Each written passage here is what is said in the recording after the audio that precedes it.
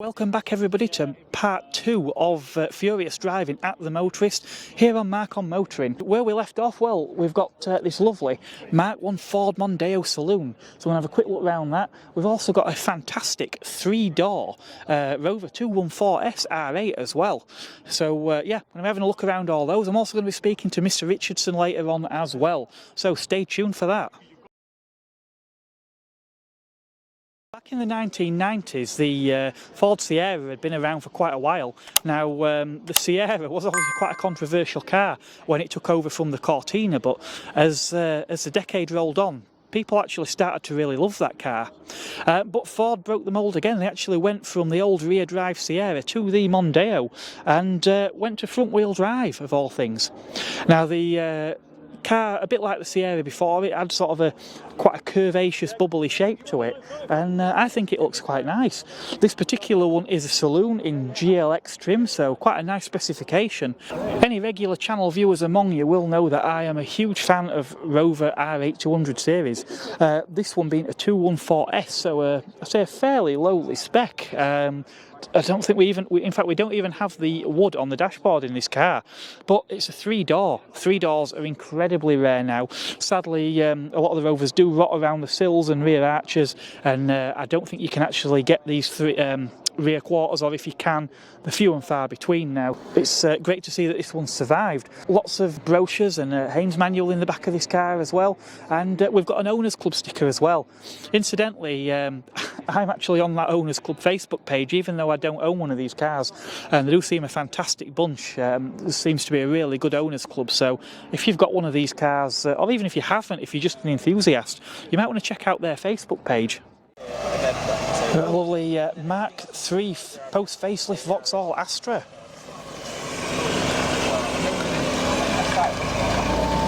Fiat Barchettas I have featured briefly before at the Fiat event up here and at Festival Italia last year, but always nice to see these. These were actually sold in the UK, left-hand drive only. They've got this Punto Drive, but they've got this fantastic coach-built bodywork on there. This one does look a really nice example. I don't think I've actually seen a black one before. Do tend to see a lot of yellow ones, that sort of colour, but yeah, beautiful car. Well, I seem to have stumbled into the Japanese car section, starting with this very late Toyota Celica and a Mark II MR2, a car that I've always wanted to own. This one is a GT bar as well. It's a fairly lateish one. We've got the facelifted tail lights on this particular car, and the owners gave me permission to have a look inside as well. Oh yeah, very much a bit of me is this. Yeah, a friend's uncle actually had an MR2 back in the day, a Mark II, and I remember looking at this car and thinking, wow, that looks stunning. I'd really like to own one of them. Sadly, I've never owned a mid-engine car, but the MR2 would be high on my list. Now, sadly, we don't really seem to have anything in this category of car anymore. This sort of mid-engined, almost exotic-looking, very Ferrari-esque looking sports car, but from a mainstream manufacturer and at an affordable price. This particular one has got this lovely wood trimmed steering wheel as well, which I've never seen one of those in one of these cars before. But this huge sort of spine down the middle of the car here. Obviously gear lever, short little stubby gear lever and handbrake there. This has had an aftermarket head unit fitted, but it suits the car quite well. Dashboard layout reminds me very much of the Carina E saloon car or hatchback of that period, but nothing wrong in that. Everything's nice and solid, ergonomically laid out as well. It's a nice place to be. Got some really nice leather seats, which are sort of wide enough to be comfortable but narrow enough to still be supportive. Again, door cards, everything, all the switchgear logically laid out on here. We've got fuel gauge to the left, 160 mile an hour speedometer, a voltmeter in the middle, rev counter which goes around to 9,000 RPM with a red line starting at 7,000, and then a temperature gauge to the right of that. Now, this particular car has also got this T-bar roof. I'm not sure if you can actually get some covers to put over there, because could imagine I would probably burn my slightly balding head on a sunny day in here, but it certainly does add some light to the car, makes it feel a lot more airy and spacious inside. The headlamps are popped up on this car at the moment as well, so which sort of gives you an indication actually as to where the front corners of this car are. In the rear view mirror I can see that spoiler sort of across the centre line of that rear window, and I do think these cars do look a lot better with the spoiler. There was a base model that didn't have it, and I always thought they looked a little bit odd, a little bit saloon car-y. Lovely curved rear screen as well, very Ferrari 348 looking, which is probably what this car was almost styled around. Behind me here we've got this sort of console with some storage in the centre as well, and obviously these cars 2 litre mid-mounted engine with a luggage area behind that and a luggage area in the front, so quite a practical sports car. And yeah, I still would love to own one of these at some point, but like with everything, prices are sadly on the rise. And it's not just Toyota representing the Japanese here today. We've got this lovely Honda Accord estate. I have actually seen that car at the Lloyd Vehicle Consulting Social, and Joseph Lloyd has done a review on that car as well, so you may wish to check that out. We've also got Subaru Impreza estate, one of the early cars, and we've also got a Subaru Legacy as well. The Legacy was always an impressive yet expensive car. The Impreza though was incredibly popular here in the UK, predominantly driven by the rally car success that they had with these. This one here is an estate. They had the turbocharged flat 4 with the unequal exhaust headers, which gave that burbling sound. And yeah, these cars were very, very popular back in the day. Now this Honda Prelude behind me is a very impressive car, really, really nice condition. Apart from the Momo wheels, looks to be fairly original as well. Pop-up headlights on this generation, which is always a cool and interesting touch on a car, but that's not where the technology stops, because this car also has the all-wheel steering as well, which pretty advanced stuff by the day. Obviously, being that it's a Honda, you would hope that all these decades on, that system should still work just as good as it did when it left the factory. A lovely interior on this car too. Very sort of typical of Honda and cars that came out of the Honda Rover collaboration back in the day. Really nice, interesting dashboard. We've got a bit of a sort of T-shelf design going on in there as well. This particular one is a automatic, but again, the old Honda automatics from that period, really bulletproof and quite good for the time. Seats in this car really interesting, nicely bolstered, looking really nice condition as well. Really nice fabric on there. This car has got the sunroof fitted, and I do love this little wind deflector on top of the sunroof. That's something I actually remember a lot of cars with sunroofs having back in the day, something you just don't see anymore. Or perhaps this lovely Honda Accord is more your flavour. Hard to remember that these cars were actually came as a 3-door hatchback back then. Obviously the Accords that we had much later were typically much larger cars than this, but then I suppose all cars have got bigger. But yeah, it's quite different to the Accords that we have today. So we're in an early Honda Accord. Special thing about this car is actually a what's called a Honda-matic. So effectively, well, the owner described it as a two and a bit speed, or 2.5 speed. So you've got no clutch in here, 2 pedals just like an auto, but we've got this automatic gear selector. Again, looks pretty normal, part reverse, neutral, but then we've got L for low, star and OD, which presumably is overdrive. So it sounds like you use the 2 lower gears and then overdrive as a cruising gear. But in every other way, very typically Honda. We've got this sort of T-shelf, very much like some of the Hondas and Rovers, in fact, that followed out of that collaboration. Again, very free revving engine by the look of it. Red line starting at 6,000, rev counter going all the way to 7, 110 mile an hour speedometer, but everything, as you would expect, very logically laid out and very clear. We've even got this lovely little hula girl in here. Really nice little touch there. This, I'm not really sure, it's not like a velour, but yeah, very curious material on this upholstery. But one thing for sure, condition of this car is fantastic. All this vinyl trim, everything looks in superb condition in this car. Lovely Blaupunkt radio cassette as well. I'm not sure if that would have been as fitted from the factory or not, but it certainly, either way, doesn't look out of place in this car. We appear to have some sort of headlamp adjuster down there as well, which very ahead of its time for its period. A lot of cars didn't feature that sort of thing until into the 1990s, so really interesting to see that here.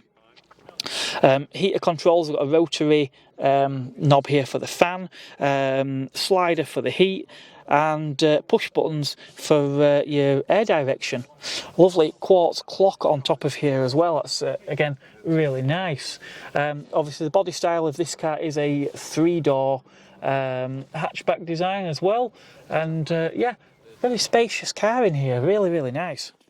So a car that's often overlooked against its counterparts from Toyota and Mazda is this Nissan 300ZX. And I really quite like these cars. As an out-and-out sports car, I don't know, but as a GT car, I think these are supposed to be quite good. This particular one next to me is a 2+2. There was also a shorter wheelbase 2-seat version, and this car is owned by Matt here. Hello, you alright? Not bad, thank you. So, how long have you owned this car, and what? In 2014. Yeah. In 2014. And what brought you to buying one of these? One of the first car shows I went to at Billing Aquadrome, and yeah, I just saw it there. I saw them there, and I thought, wow, these are amazing. I was quite young at the time. I wouldn't mind buying one, you know, when I get a bit older. So yeah, in 2014 December, I managed to get one. The engine was seized. It was an NA. So I took it to a guy called Lee Dent of LA Autos down in Shrewsbury, and he did the twin turbo engine swap for me as well. So I've been working on it ever since with my brother-in-law, and just tinkering away. So a few tasteful mods, and that's about it really. Yeah, they do look a fantastic car, and as we were discussing before, back in the day there was a gentleman's agreement, weren't there? So these cars are actually a bit more powerful than what the manufacturers let on, aren't they? I believe so, yeah. I've never had it dynoed myself. The 300ZX, I think, is because it's a 300 brake horsepower car from the factory. But yeah, I never had it dynoed at the time. But the guy did a few mods to the engine who got it off, you know, from LA Autos. So he said it was a 400 brake engine.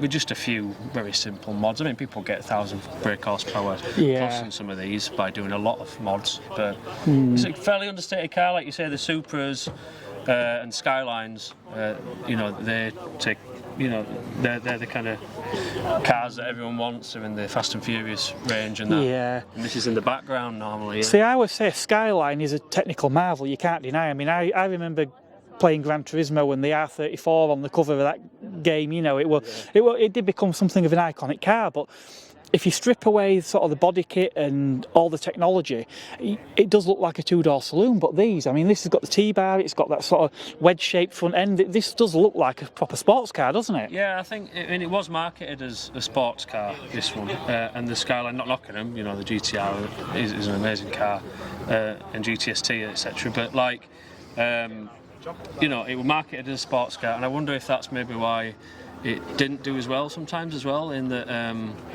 you know, it was a bit more expensive, you know, maybe a bit too expensive for people and things, I don't know. But, and the film franchise, you know, Fast and Furious really helped. So yours has survived, been turned into a drift car, which is what a lot of Japanese cars of this nature end up becoming. So as a road car, how do you find it as a road car? It is absolutely brilliant. Unfortunately, I had to slightly change the setup in that I went coilovers. I just went for, you know, is it pronounced Teen or something? Teen or something like that? T-E-I-N. I'm not sure. I wanted to keep it stock, but that cost £2,000. And all because you know, a shock started to leak, so I had to do something about it. But that's the only change I've made to the handling, really. Why is the stock suspension so expensive? Has it got some fancy trick dampers or something on it? No, this one doesn't. I've also got a 3000 GT VR4, and that's got all active, you know, kind of, you know, all the active suspension, but this doesn't. I don't know. I think it's just getting hold of them. You've got to get it from Australia or America, or you know. So I couldn't keep it stock, but everything else I tried to keep stock as much as I can. you know. Yeah. But your ride is real nice. That's what I didn't want to change. I've been, you know, lifting it up actually and getting the clearance a bit better because it's just a really nice. You know, I don't love it on motorways. I don't love it on super tight roads, but on a lovely country road, 60 mile an hour, that kind of, you know, speed. Yeah. It's really nice. The day like today, sun out, roof panels out, Absolutely, 60 mile an hour, just a comfortable place to be. It's a nice place to be, yeah. Yeah. But yeah, it's because we're an NA, it's never been abused. You know, the engine's come from a TT, and a guy completely rebuilt it. You know, that's fit it. Yeah. But you know, it's only done 23,600 miles. There's this car. It's probably been garaged most of its life. It got imported from Japan in 2004 or something. So yeah, I don't think anyone's been drifting in it. I know I haven't really. Yeah. Well, that's wonderful. Thanks very much. It's been a pleasure having a look around this one. Okay, all right. Thank you. Thanks, Mark. Well, I think the Mark 1 Volkswagen Golf was probably a design classic from the word go. What can you do with a design classic to make it even more interesting? Well, send it to Carmen and shop the roof off. It seems to be what's happened here. Yeah, so Mark 1 Golf Cabriolet. Still got this roll bar design here in there as well. And the hood tucked up on top under this tourniquet cover. Obviously, trying to package everything you need in a convertible in such a small car is never going to be easy. But yeah, I'd say they've done a pretty good job of this one. And another design icon is probably this Land Rover Defender here. Probably can't get much more British than one of these. This one appears to be a station wagon variant. It's got the windows in the back, and obviously it's the 90, so it's a short wheelbase. But yeah, always very popular at shows of these cars. So SUVs and off-roaders are never really something I've gotten into, but if you're going to do it, you're going to do it right, haven't you? You want something with real off-road ability. Derek here has got one such vehicle, Land Rover... Discovery 2. Yep, Discovery 2. TD5.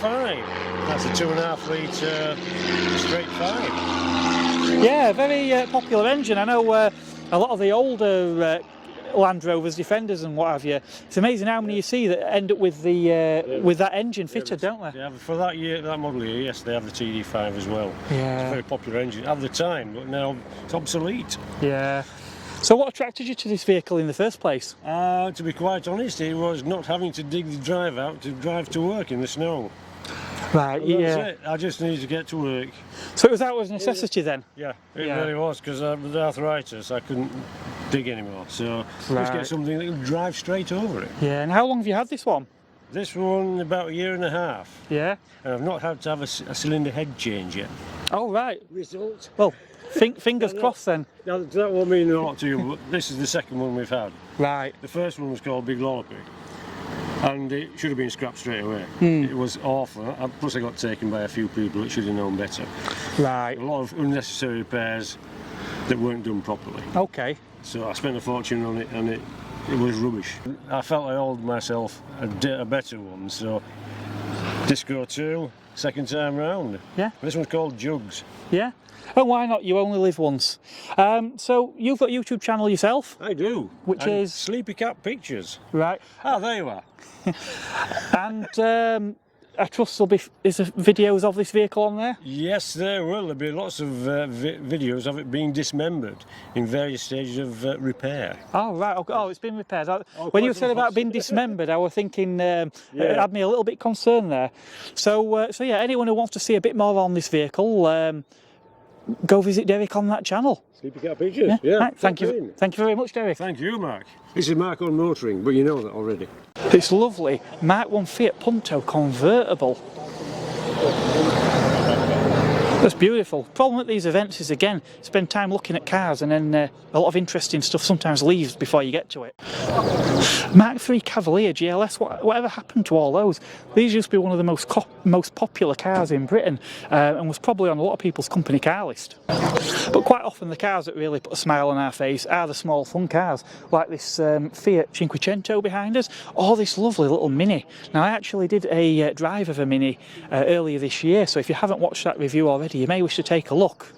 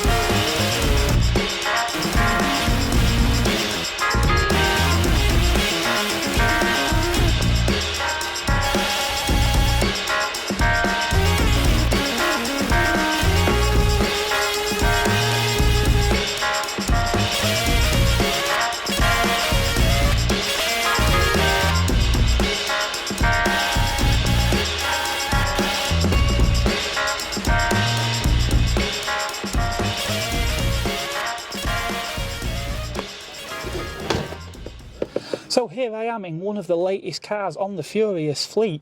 This is Mr. Richardson's Rover R3 200 Series VI. Incredibly rare car, often forgotten in many respects due to the BRM that followed, and then obviously when the 25s came along we had the MG versions as well, but this was the original R3 based hot hatch version, 1.8 VVC engine under the bonnet as well, so certainly no slouch. We've got a rev counter reads to 8,000 RPM in here, with a red line starting at 7,000. Early R3 bubble, so the quality really was still there with these cars. Everything feels really solid in this car, and again, lovely upholstery in here, looks really good condition, really nice original car, and obviously we know that whatever this car needs, Matt will get everything working properly as it should. And well, if you've been watching his channel, you'll already know about some of the work that he's done on this car, including the cylinder head gasket and flushing out some rather nasty looking fluids that was residing in there. Couldn't leave the Furious Driving Social, the first ever one, without speaking to Mr. Richardson himself. Hello. Hello, how are you? Oh, not too bad, thank you. Now, you brought the Rover 200 VI. I did, yes, yeah, it did really well, which is a relief because it's the first time it's done a proper drive since I've had it. Yeah. It arrived on a low loader, head gasket, brakes, a few other jobs, electrical issues, got an MOT on it, and I've really done nothing more than Sainsbury's in it. Yeah, and you managed to get all the merch inside as well. It's a surprisingly good well-packaged car. You can get a lot in the back of that with the seats down. It's got a van, really. It's great. I must admit, in terms of capacity and economy, I think the best all-rounder might have been the 400 Tourer had it been... Well, if it was working, yeah, but although I think this gets better economy. Yeah? Yeah, because the 400's got the same engine as the coupe, which is... T-Series, is it? Yeah, it's T-Series 2 litre. Yeah. Yeah, it's a good engine, but it uses a bit of fuel. But this is amazingly frugal. You've bought quite a few cars, actually, since I last saw you. Yeah, I didn't mean to. Hey, I'm not judging. But yeah, so you've got the VI, the 400, and the Crown Vic. Crown Victoria, yeah. The Crown Victoria is, I think, the favourite. Don't tell it. That's the favourite. Oh, and the Freelander. Oh, the Freelander, yeah. Well, that was another accident because Quentin, the chap who Quentin's over there. Yeah. He wanted the car but needed to sell the Freelander first of all. I'd had half a mind to get an early Freelander anyway for a while, and so I said, well, don't sell the Freelander. We'll still part exchange. You pay me a bit of money and I'll take the Freelander. Yeah. And I thought I'd just have it for a couple of weeks and then move it on, but I've actually quite liked it, and it's a bit of a family favourite, so they all like going out in it, so we've hung on to it for the time being. Yeah, so. Excellent.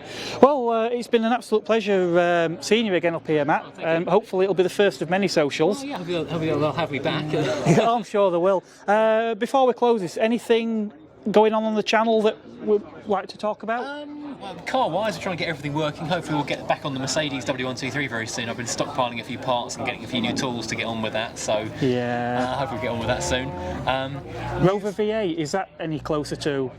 It's very frustrating. Whatever's wrong with it, it's going to be such a ridiculously simple thing that it's going to be a real dull moment when it finally works. Then I don't know, I'll get onto it soon. But on the channel we've got a new series sort of starting, like an irregular series called Community. So it's meeting people in the car world and having a chat with them and finding out what makes them tick, what got them into cars and the world around it. Oh, that sounds very exciting. So the first one we had was a guy called the Reverend Adam Gompertz, and he is the pastor, if you like, at the Bicester Heritage Place. Yeah.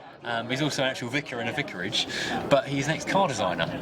Oh, wow. So he's got a really interesting history, and he's still an artist. He takes artwork commissions on people's cars. Yeah. So he's a fascinating guy, and during lockdown he started... well, he had a car show he did at the vicarage anyway, which is pretty unique. And then...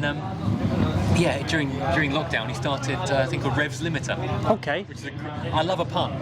Yeah. So I'm in already. Yeah. So that was like an online series of chats with people in the car world through lockdown, like Zoom calls basically, when people couldn't do anything. And so it's a really interesting guy, does a lot of good work, and so that was the first chat. We've got a second one filmed, in fact second and third one's filmed, which are going to be coming out in the next couple of weeks. Other people in the car world who are just characters who I think are quite interesting, and hopefully you guys will as well. So the Adam Gompertz one, that's on already, so I'll find a link to that. Yeah. Yeah, yeah, that's good. And also they do a lot of good work for charity and things, so it's nice to sort of put people in their direction. Yeah. But that's the biggest sort of new thing we've got going, really. Just don't want to get stale, don't want things to be too samey. But yeah, no. Hopefully no new cars coming too soon. I might have to get rid of something if I do that. You'll need another van. Well, I've definitely maxed out on space now, so if anything else does come, something else will have to go. Yeah. I don't know what that would be at the moment, so... Yeah, I know the feeling. Excellent. I mean, right, well, obviously, lots going on your channel, so I'm sure you already all know about Matt's channel, but just in case you don't, Furious Driving, where Matt will either be tinkering with something, or perhaps wandering around an event. And I've got Festival of the Exceptional coming up. I don't know I'm going to be able to get to that one this year, though, unfortunately. Yeah. And the Silverstone Classic, I think, is on. I should be going to that one, but I think I've got something else on, unfortunately, outside of work, if you like. So Matt will either be tinkering, possibly wandering around a show somewhere, driving cars, or driving something completely different. Exactly. As you say, every video. Every video, yeah. See, I do watch. I pay attention right to the end. Thank you for those stats. And obviously on Mark on Motoring, again, we've got lots more shows coming up and some car reviews as well, where in the next video I will be with a topless German, so make sure you hit that subscribe button, hit the bell notification as well, because you'll want to be around for that one. You won't miss that one at all, no. Until next time, it is goodbye from me. Thank you for watching.